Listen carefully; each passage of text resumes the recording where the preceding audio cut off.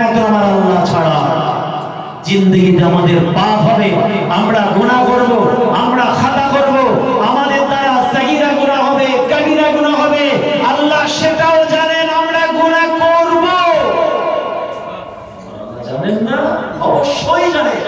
কিন্তু বান্দা গুনাহ করার পরে, পাপ করার পরে যদি নিজের গুনাহ খাতা পাপ স্বীকার করে নতজানু হয়ে নীরবে নির্জনে রাতের অন্ধকারে যদি আমার সঙ্গে সম্পর্ক তৈরি করতে পারে, আমি সেই বান্দা বান্দির জিন্দেগির পাহাড় পাহাড় পাহাড় গুনাহ খাতাকে আমি আল্লাহ সব মাফ করে দেব। সুবহানাল্লাহ।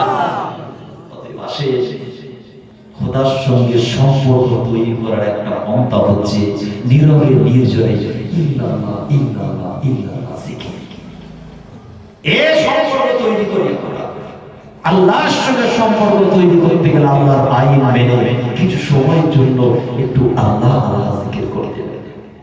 বলেন আল্লাহ রাসূল আল্লাহর হাবিব